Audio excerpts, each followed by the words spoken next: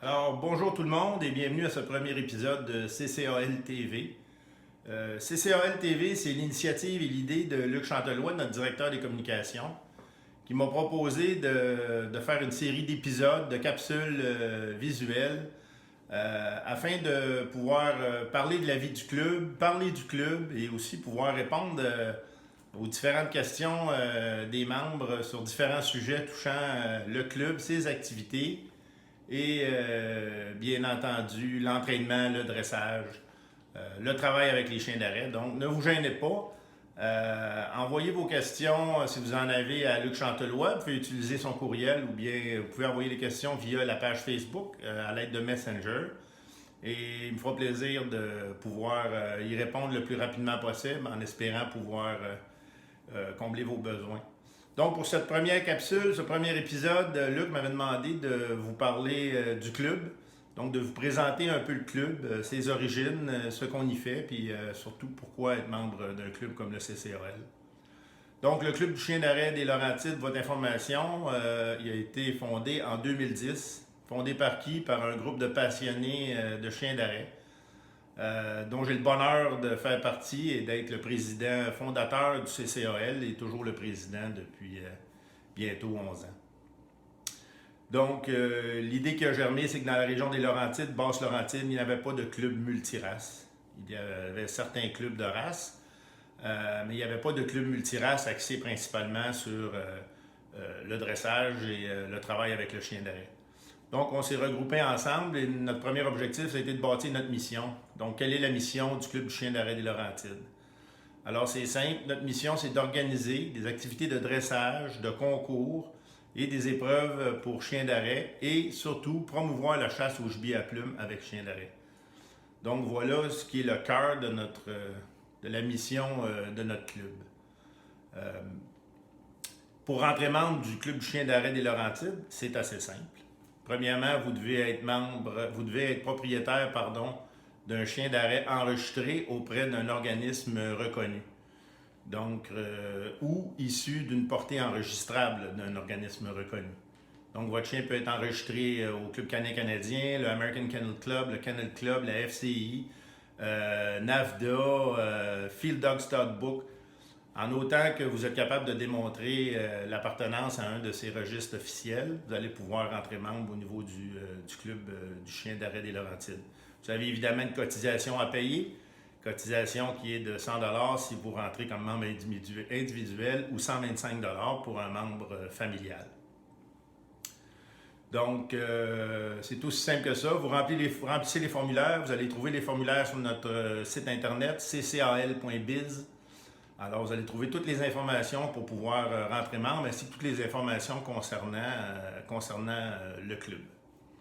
Donc, pourquoi rentrer membre d'un club de chiens d'arrêt, entre autres, comme évidemment le club du chien d'arrêt des Laurentides? Bien, une des premières raisons, c'est de pouvoir bénéficier d'un terrain d'entraînement qui est ouvert 7 jours sur 7, 24 heures sur 24 pour votre disponibilité à l'entraînement des chiens. À partir, habituellement, de la deuxième semaine d'avril, aller jusqu'à la deuxième semaine de septembre. Donc, le club est accessible en tout temps pendant cette période-là.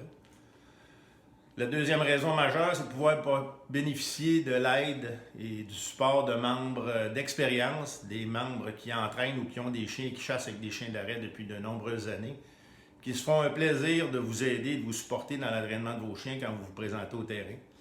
Donc, un des éléments très importants, c'est cette communauté-là, c'est cette relation d'aide-là entre les membres dont vous pourrez bénéficier, surtout si vous êtes un membre débutant.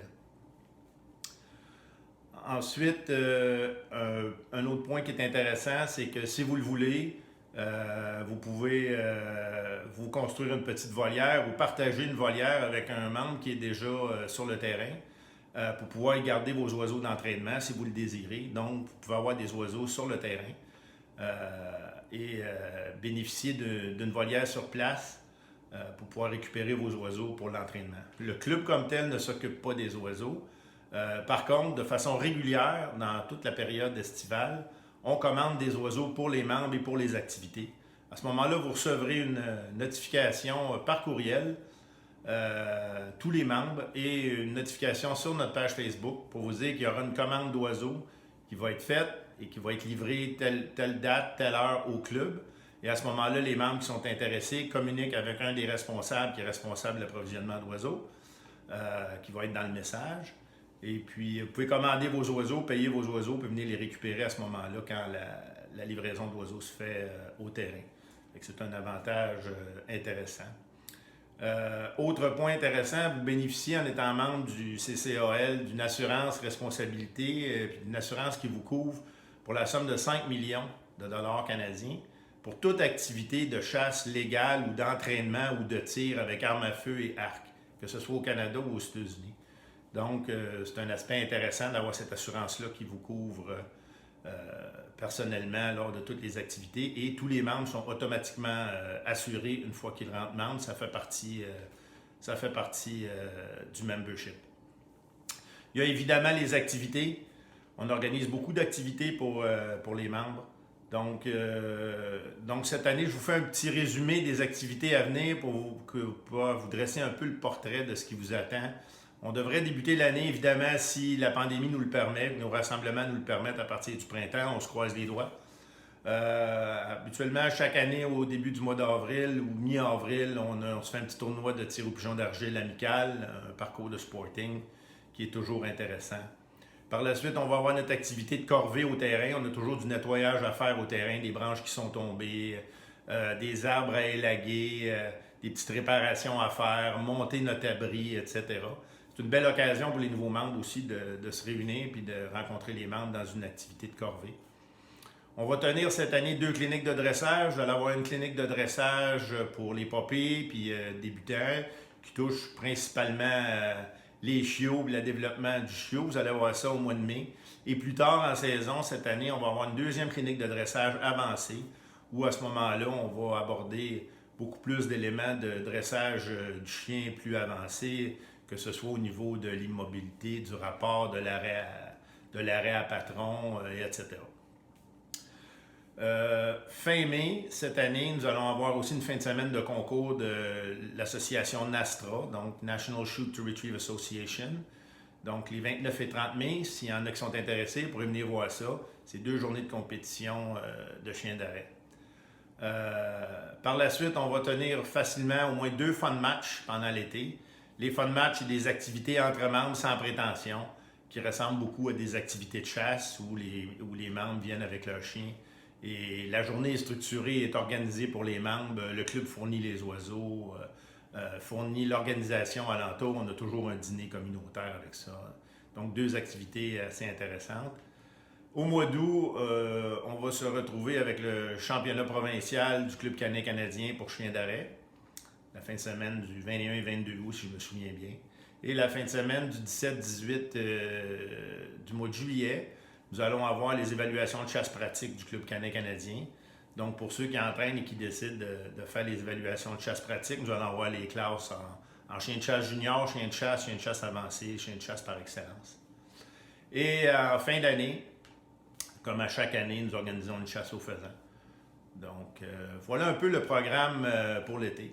Donc, j'espère que ça répond à quelques-unes de vos questions, puis que ça vous explique un peu d'où vient le club et ce qu'on y fait.